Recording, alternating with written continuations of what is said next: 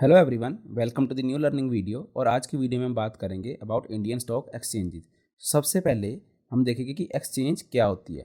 तो मान लो जब हम स्टॉक मार्केट में ट्रेड या फिर इन्वेस्ट करते हैं तो हम कंपनीज में इन्वेस्ट करते हैं जिन्हें हम स्टॉक्स बोल देते हैं। तो जो कंपनीज लिस्टेड होती है ना वो एक्सचेंज पर लिस्टेड होती हैं, ठीक है। तो जो इंडियन स्टॉक मार्केट है उसमें कौन सी मेजर दो एक्सचेंजेस हैं, NSE एंड BSE, ठीक है। तो ये दो मेजर एक्सचेंजेस है। पहले हम पढ़ेंगे NSE के बारे में। तो देखो जो NSE है एक्सचेंज, उसकी फुल फॉर्म क्या है? नेशनल स्टॉक एक्सचेंज, ठीक है। तो नेशनल स्टॉक एक्सचेंज होगी इसकी फुल फॉर्म। उसके अलावा ये 1992 में क्या हुई थी? एस्टैब्लिश हुई थी, ठीक है। और ये लार्जेस्ट है, लार्जेस्ट इन टर्म्स ऑफ, किस टर्म में? टर्नओवर, ठीक है, टर्नओवर एंड ट्रेडिंग वॉल्यूम, ठीक है। तो हमें इतना पता लग गया। उसके बाद देखो अब क्या होता है, इसमें कंपनीज कितनी है? इसमें अप्रोक्सीमेटली 2300 क्या है? कंपनीज हैं, ठीक है, अप्रोक्सीमेटली। और उसके बाद देखो इसके जो मेजर इंडिसेस हैं, ठीक है, मेजर इंडिसेस। अब इंडिसेस क्या होते हैं या फिर इंडेक्स क्या होते हैं, इस पर मैं डिटेल में वीडियो बनाऊंगा जो नेक्स्ट वीडियो आएगी। लेकिन फिलहाल के लिए आप ये जान लो कि इंडेक्स वो चीज़ होती है जिसे हम ग्रुप ऑफ कंपनीज बोल देते हैं। तो जिस हिसाब से ओवरऑल परफॉर्म करते हैं हमारी ग्रुप ऑफ कंपनीज, उस हिसाब से इंडेक्स ऊपर या फिर नीचे जाता है, ठीक है। तो मेजर इंडिसेस कौन से है इसके? निफ्टी 50, ठीक है, और है बैंक निफ्टी, ठीक है, ऐसे ही है निफ्टी 100। और बाकी कौन से होते हैं? सेक्टोरल इंडेक्स, जैसे कि निफ्टी IT। तो ऐसे अलग अलग होते हैं, इसके बारे में हम नेक्स्ट वीडियो में पढ़ेंगे। तो ये हो गए इसके मेजर इंडिसेस। अप्रोक्सीमेटली 2300 क्या है? कंपनीज है, लार्जेस्ट है in terms of turnover and trading volume, और एस्टैब्लिश हुई थी 1992 में। अब हम पढ़ेंगे BSE के बारे में। तो BSE के बारे में अब जब हम पढ़ते हैं तो इसकी पहले क्या आएगी? Full form. तो इसकी फुल फॉर्म है बॉम्बे स्टॉक एक्सचेंज, ठीक है, बॉम्बे स्टॉक एक्सचेंज। तो देखो अब ये एस्टैब्लिश कब हुई थी? 1875 में ये एस्टैब्लिश हुई थी। और ये क्या है? ओल्डेस्ट है, ठीक है, ओल्डेस्ट एक्सचेंज इन एशिया, ठीक है। तो पूरे एशिया में ये ओल्डेस्ट एक्सचेंज है। कौन सी हमारी? Bombay stock exchange. अब इसमें कितनी कंपनीज आती हैं, ठीक है। तो इसमें अप्रोक्सीमेटली 5300 क्या है? कंपनीज हैं, ठीक है, कंपनीज लिस्टेड है, यानी कि 5300 के अप्रोक्सीमेटली उसके अराउंड, ठीक। तो उसके बाद देखो अब इसके भी मेजर इंडिसेस कौन से हैं। तो इसके जो मेजर इंडिसेस हैं, ठीक है, वो हैं, आपने नाम सुन रखा होगा शायद, सेंसेक्स, ठीक है, सेंसेक्स हो गया। और कौन से है? BSE 100, BSE मिड कैप, ठीक है। तो ऐसे अलग अलग इसके इंडेक्स है जिसके बारे में हम नेक्स्ट वीडियो में पढ़ेंगे। देखो ये तो हो गई हमारी Bombay stock exchange and national stock exchange. इसके बारे में आपको थोड़ा सा आइडिया होगा कि कौन सी मेजर चीज़ें हैं, क्या इसकी हिस्ट्री है। तो अब उसके बाद क्या चीज़ आती है? मान लो अब हमने बात की थी कि कंपनीज लिस्टेड होती हैं, ठीक है, NSE पर भी और BSE पर भी। हाँ, एक और चीज़ आप ध्यान रखना कि देखो यहाँ पे मैंने क्या लिखा है, 2300 अप्रोक्सीमेटली क्या है इसमें? कंपनीज। और इसमें कौन सी है? इसमें अराउंड 5300 अप्रोक्सीमेटली कंपनीज। तो इसमें क्या चीज़ आती है अब कि कुछ कंपनीज होगी जो कॉमन होगी दोनों एक्सचेंजेस में, ठीक है, क्या होगी? कॉमन होगी। और क्योंकि इसमें क्या है, कंपनीज ज़्यादा हैं बॉम्बे स्टॉक एक्सचेंज में, तो क्या होगी? कुछ कंपनीज ऐसी होगी जो लिस्टेड नहीं होगी किसमें? NSE में, ठीक है। कुछ कंपनीज ऐसी होगी जो NSE में लिस्टेड नहीं होगी, ठीक है। और हो सकता है कुछ ऐसी भी होगी कुछ जो NSE में सिर्फ लिस्टेड और BSE में ना हो, ठीक है। तो ये इस तरह से होता है। तो अब देखो मेन चीज़ क्या आती है कि जो हमारी मेजर कंपनीज होती हैं, राइट, जो लीडिंग कंपनीज हमारी, उसमें हम ट्रेड करते हैं मोस्टली जब हम स्टार्ट करते हैं या फिर इन्वेस्टिंग भी उसमें स्टार्ट करते हैं।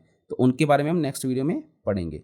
सो एनीवेज अब हम देखते हैं कि जो कंपनीज होती हैं ना लिस्टेड, उसमें भी क्या होती हैं? कैटेगरीज होती है, ठीक है। तो सबसे पहली कैटेगरी कौन सी होती है अब हम वो देखेंगे। सो लार्ज कैप कंपनीज जो होती है इसकी फर्स्ट कैटेगरी होती है। और ये कौन सी कंपनीज होती हैं? जिन कंपनीज का जो मार्केट कैप है, ठीक है, मार्केट कैप जो होता है लार्ज कैप कंपनीज का, वो क्या होता है? 20,000 करोड़, ठीक है, या फिर जो उससे ऊपर का मार्केट कैप होगा वो कंपनीज आ जाएंगी हमारी लार्ज कैप कंपनीज में। लेकिन ये कंपनीज किस में लिस्टेड होनी चाहिए? हमारी एक्सचेंजेस में, ठीक है। और सिमिलरली कौन सी होती हैं? Mid cap companies. अब जो मिड कैप कंपनी होती है उसका क्या क्राइटेरिया होता है? उनका जो मार्केट कैप है वो कितना होता है? अब हम वो देखते हैं। वो होता है हमारा 5,000 करोड़ से लेके, ठीक है, 20,000 करोड़ तक, ठीक है। तो इन कंपनीज को हम क्या बोल देते हैं, mid cap company. Similarly small cap कौन सी होती है अब हमारी, स्मॉल कैप में होता है हमारे पास मार्केट कैप जो है वो लेस देन 5000 करोड़, ठीक है। 5000 करोड़ से जो कम का मार्केट कैप है वो कौन सी होगी हमारी, स्मॉल कैप। जिनका मार्केट कैप है 5000 करोड़ टू 20000 करोड़ वो होगी हमारी मिड कैप। और जिन कंपनीज का हमारा मार्केट कैप 20000 करोड़ से ज़्यादा का है वो कौन सी होगी, लार्ज कैप। अब हम इनकी एग्जांपल देखते हैं। देखो लार्ज कैप कंपनीज कौन सी हैं हमारी, रिलायंस, ठीक है, जो लिस्टेड है, और HDFC बैंक, ठीक है, HDFC बैंक। सिमिलरली हमारी मिड कैप कंपनीज कौन सी है, कैस्ट्रॉल इंडिया, ठीक है, Castrol India and LIC housing finance, ठीक है। ये हमारी कंपनी जो लिस्टेड है उनकी एग्जांपल है मिड कैप की, ठीक है। और सिमिलरली हमारी स्मॉल कैप कौन सी आ जाती है, Bajaj, right, Bajaj consumer care, और दूसरी कौन सी हमारी VST इंडस्ट्रीज।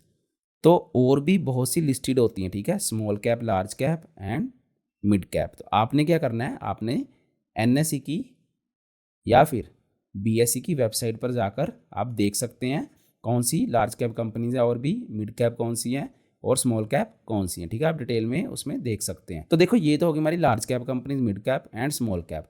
अब क्या होता है, मान लो जैसे हम मिड कैप कंपनीज हैं जो, ठीक है, उनमें क्या होती है, ज़्यादा वॉलेटिलिटी होती है, ठीक है, वॉलेटिलिटी ज़्यादा होती है किसके कंपैरिजन में, लार्ज कैप कंपनीज के। तो उससे क्या हो सकता है, देखो उससे चांसेस क्या होते हैं, यानी कि अगर आप उसमें इन्वेस्ट करोगे तो आपके चांसेस है आफ्टर इन्वेस्टमेंट की वो आपको ज़्यादा रिटर्न देगी, ठीक है, आपको ज़्यादा रिटर्न देगी।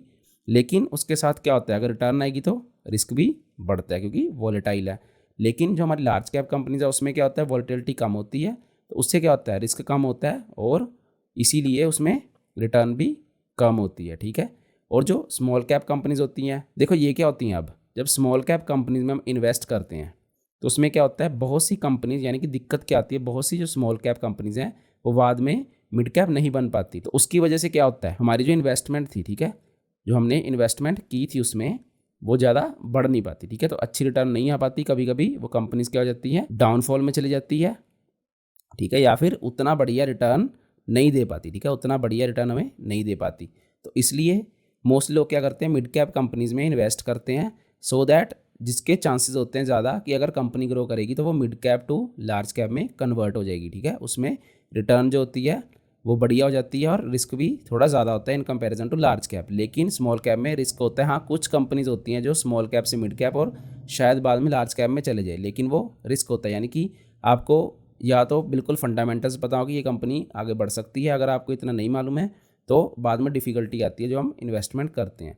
तो देखो हमने आज क्या सीखा कि एक्सचेंजेस कौन सी होती है हमारी, उनमें क्या क्या डिफरेंस है और हमारी कंपनीज़ की क्या कैटेगरी है। जो हमारी नेक्स्ट वीडियो होगी उसमें हम पढ़ेंगे इंडेक्स के बारे में, ठीक है, जो इंडेक्स है हमारी एक्सचेंजेस में लिस्टेड, तो उसके बारे में हम डिटेल में पढ़ेंगे।